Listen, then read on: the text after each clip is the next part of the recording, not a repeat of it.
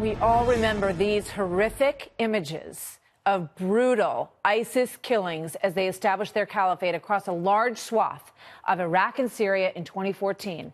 Even on the campaign trail, President Trump talked of these brutal killings and drownings with shock and determination to eradicate ISIS. Now ISIS is decimated. The caliphate they had is gone. But a fierce group of fighters hangs on. Somewhere between 2,000 and 5,000 are said to remain. There are reports that in the past 8 weeks, ISIS militants executed nearly 700 prisoners in eastern Syria. They were among 1,350 civilians and fighters that Islamic State has been holding in the territory near the Iraqi border. We also know now, it's confirmed, that American Layla Shakwani, a 26-year-old Illinois native who traveled to Syria to provide humanitarian relief, was indeed killed by them in December of 2016. Also now, there's a lot of questions tonight about other Americans who may still be held there, including Austin Tice, whose story we have talked here about quite a bit, a Georgetown University graduate and photographer held since 2012.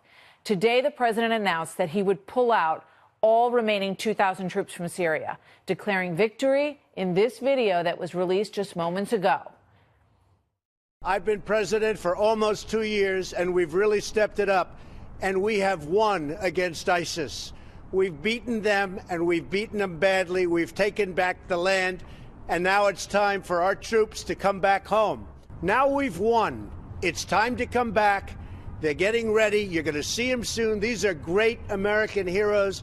These are great heroes of the world because they fought for us, but they've killed ISIS, who hurts the world. And we're proud to have done it. And I'll tell you, they're up there looking down on us. And there is nobody happier or more proud of their families to put them in a position where they've done such good for so many people. So our boys, our young women, our men, they're all coming back, and they're coming back now. We won, and that's the way we want it, and that's the way they want it. My next guest is among the startled lawmakers today who are against the move from the president's own party today. Illinois Congressman Adam Kinzinger, who serves on the House Foreign Affairs Committee and is a major in the Air National Guard. Congressman, good to see you again tonight. You too. What's your reaction tonight? That video is very disturbing. I've got to be honest with you. The whole thing, and I'll talk about the problem with what the president's doing, but I wear on my wrist a buddy of mine that I flew with in Iraq back in '08 that was actually killed in 2018 in Operation Inherent Resolve. For the president to point to the sky and say they want this, and inferring those that have fallen, the president can't speak for fallen American soldiers. I'm not sure the fallen American soldiers want us to declare victory against a foe we haven't fully defeated yet. That's disappointing. On the bigger issue, look, when you say that we've left, we know that there's existing ISIS fighters. It's eerily reminiscent of what happened in 2011 when President Obama left Iraq and he said, just because somebody puts on a Bulls jersey or a Lakers jersey doesn't make them play in the NBA.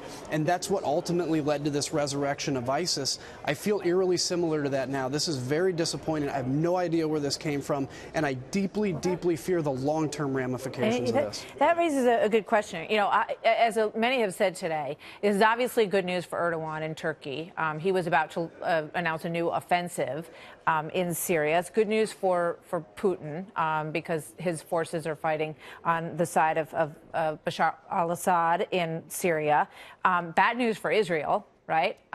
Good news for Iran, clearly. Yeah. And Brent McGurk, the president's envoy against ISIS, just said a couple weeks ago, we are not going to leave as long as Iranian troops are outside Iranian borders, and that includes Iranian proxies and militias. John Bolton told reporters that they were prepared to stay as long as need be. So why sort of does it feel like out of the blue this morning did the president wake up and decide that victory had been established? I don't know. Obviously, he had a discussion with the president of Turkey, made a decision. I think on the basis of that, it's what it seems like. That can't bode well for the Kurds, by the way, who have fought with us for a very long time. I have no idea what went into this. I can guarantee you, almost guarantee you, that none of his advisors said that this is a good thing to do. I know he's been playing golf with Rand Paul, and maybe Rand's tried to convince him of this, but the people that know things about foreign policy and the devastating impact of repeating 2011 again, I'm sure were shocked as I was by this. It's frightening. Here's Rand Paul. I'm proud of the president today to hear that he is declaring victory in Syria. The president has the courage to say we won in Syria and we're coming home. First president in my lifetime really to do that.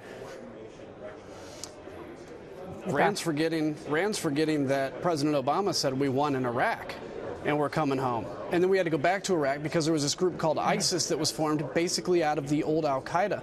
And we're in a generational fight. Our choice to fight terrorism is not ours. Our choice is where we fight terrorism. Do we fight them in Syria and Iraq, or do we fight them eventually back on the streets of the United States? I'm deeply, deeply worried about this, and I sure hope the president reconsiders. One of the issues is that it's not over just because you want it to be over. And an arbitrary end to things has in the past, at times, turned out to be something that takes away the victory and takes away the accomplishments that were made by our dedicated servicemen and women. Here's President Trump on the campaign trail in September of 2015 talking about President Obama pulling out of Iraq in what he said then was an arbitrary way. Watch this. Remember when Obama was saying, we will leave. We are leaving Iraq as of a certain date. Now, the opponents said, wow, that's great. What do we have to fight anymore for? Let's just wait a year and a half.